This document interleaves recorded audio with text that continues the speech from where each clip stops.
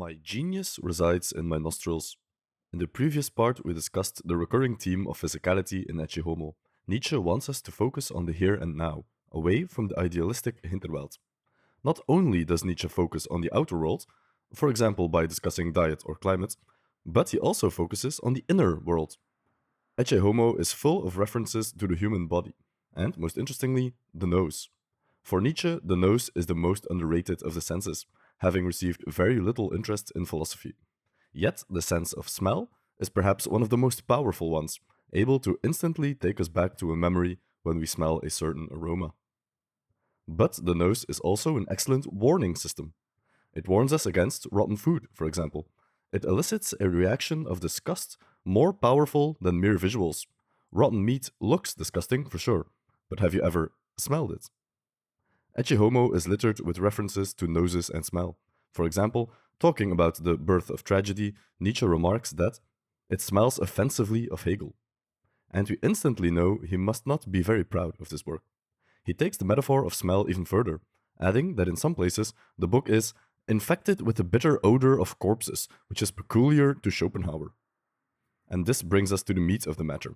Nietzsche uses the metaphor of smell in two ways. First, like we said, to bring back attention to our body and to the material world, as part of his ongoing struggle against the Hinterwelt. But secondly, he uses smell to illustrate his concept of degeneration. Degeneration, or decadence, is one of the most ubiquitous but also difficult concepts in Nietzsche's philosophy. It can be explained in a short video like this one, but we went deeper into it in our video series on Twilight of the Idols. For the purposes of this video, we must remember that degeneration functions as a sort of catch-all term for Nietzsche's diagnosis of Western culture. Strictly speaking, it refers to a state of decline. Specifically, Nietzsche targets Christian dominance in the West and the philosophies associated with it. There is Platonism, as a sort of precursor to Christianity. There is Kantianism, which in Nietzsche's interpretation is simply Christianity but in philosophical terms instead of religious ones. And there is Schopenhauer, the philosopher who unwittingly exposed the nihilism upon which Christianity is built. This descent into nihilism is the core of decadence. Nietzsche's entire project can be boiled down to this. Firstly, it's an attack on these decadent philosophies. Actually, it's not even an attack, it's an attempted destruction of them. And secondly, it asks the question, what comes after this destruction? To answer this last question, another one of Nietzsche's difficult concepts surfaces: Dionysian. We have also tackled that concept more in depth from an aesthetic point of view in our video on Dionysian art. Dionysian is a difficult concept because it was introduced in the birth of tragedy, but in the joyful science, Nietzsche decides to change the meaning of the term. In his later philosophy, the Dionysian is a catch-all term for everything Nietzsche approves of. Dionysus is the opposite of Jesus Christ, and Dionysian is the opposite of Christian. If our culture is still based on a Christian morality and worldview, then Nietzsche wants us to become Dionysian. If Christianity is the ultimate religion of saying no, then the Dionysian is the ultimate saying of yes. If Christianity is the ultimate religion of the spirit, then the Dionysian is the ultimate philosophy of the body. Someone who would call himself Dionysian would instinctively reject Christianity and Schopenhauer. In fact, the rejection would be so firm, he would be literally disgusted by it. He who not only understands the word Dionysian, but understands himself in that term, does not require any refutation of Plato or of Christianity or of Schopenhauer, for his nose scents decomposition. Let's take a step back and look at the imagery Nietzsche is conjuring up. Nostrils, nose, smell, bitter odor of corpses, decomposition.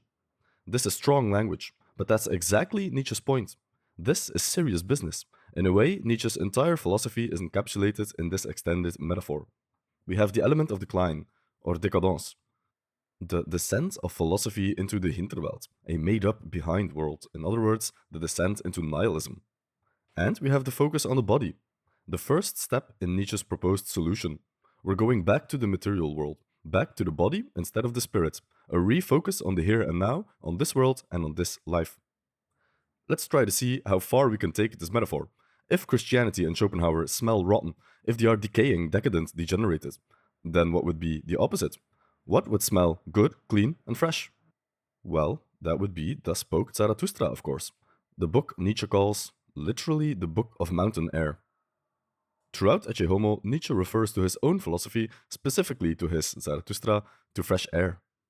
He who knows how to breathe in the air of my writings is conscious that it is the air of the heights. You see how the metaphor goes both ways, and this is no accident. It's just one of the many layers of meaning that are scattered throughout Ecce Homo, a work that's been criminally underrated in academic philosophy, but a book that's worth reading for anyone who is interested in Nietzsche. Like with all Nietzsche's works, you will understand it better the more of Nietzsche's other works you've read. All of his works are connected and have overarching ideas which are constantly tackled from different angles. To borrow a metaphor from Schopenhauer, Nietzsche's work is like a cathedral with many entrances, but they all lead to the center. With this little series, we hope to provide you with one such entrance into Nietzsche's thought. As you read Ecce Homo, try to keep in mind the theme of the body, the nose, the smell, and see if you can uncover layers of meaning that were previously hidden from you. Then, after you finished it, go read some other books by Nietzsche, and then come back to this one.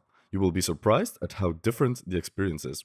Nietzsche's philosophy is a gift that keeps on giving, and here at the channel, we will try our best to keep providing you with inspiring content to help you on your journey.